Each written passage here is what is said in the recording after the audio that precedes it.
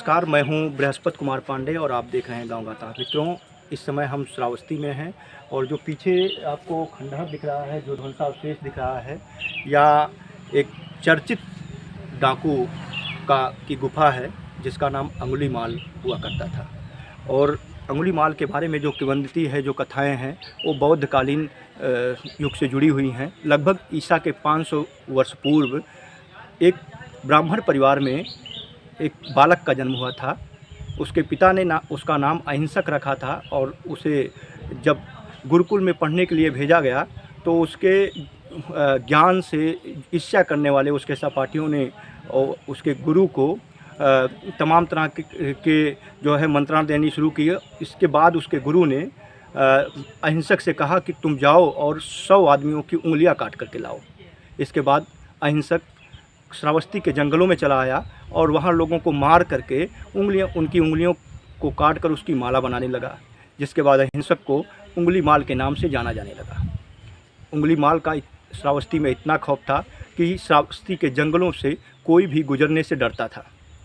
उसी दौरान गौतम बुद्ध श्रावस्ती के जंगलों से गुजर रहे थे और अंगुलीमाल ने जब गौतम बुद्ध को आते हुए देखा तो उन्हें रोकने की कोशिश की, लेकिन गौतम बुद्ध बिना डरे ही आगे बढ़ते रहे।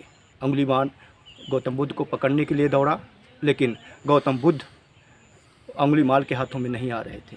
इसके बाद अंगुलीमाल ने गौतम बुद्ध से कहा कि ये महापुरुष, आप कौन हैं और बिना डरे हुए मुझसे डरे हुए कैसे आगे बढ़े जा रहे हैं।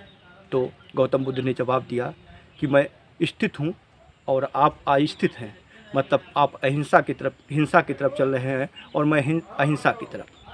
इसके बाद अंगुलीमाल के दिल और दिमाग पर गौतम बुद्ध की बातों का इतना असर हुआ कि उसने अपनी ढाल, कटार और धनुष वहीं के एक नाले में फेंक दी और उसने अहिंसा का मार्ग अपना लिया। उसके बाद अंगुलीमाल संत अंगुलीमाल कहलाने लगा। तो मित्रों, जो आप देख रहे हैं यह ध्वंसावशेष है और ईसा के 500 वर्ष पूर्व इसका ध्वंसावशेष है।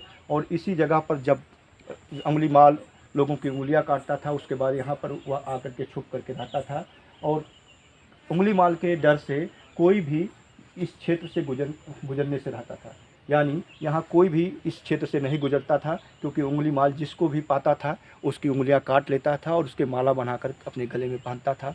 लेकिन भगवान गौतम बुद्ध के अहिंसा के प्रभाव से अंगुलीमाल ने हिंसा का रास्ता छोड़ संत का जीवन अपनाया और वह पूरी दुनिया में संत अंगुलीमाल के नाम से विख्यात हुआ। दोस्तों, इस समय कोरोना काल के बाद जब कोरोना लगा, उसके बाद चूँकि इसमें अंदर भी पर्यटकों के विजिट के लिए दरवाजे खोले जाते थे, गेट खुला रहता था, लेकिन जब से कोरोना लगा, जब से लॉकडाउन में ढील दी गई, उसके बाद इसके गेट को नहीं खोला जाता है और पर्यटकों के लिए बाहर से ही इसके दर्शन की अनुमति है।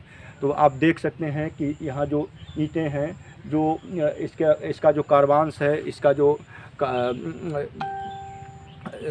कार्बन डेटिंग की गई थी, उससे पता चला कि 500 ईसा पूर्व के ध्वंसावशेष हैं और यहाँ पर अंगुलीमाल छुप करके रहता था या अंगुलीमाल की गुफा है। ऐसे ही तमाम स्थानों के बारे में, तमाम पर्यटक स्थलों के बारे में, श्रावस्ती के तमाम ऐसे टहलने योग्य जगहों के बारे में हम आपको रूबरू कराएंगे इस एपिसोड में।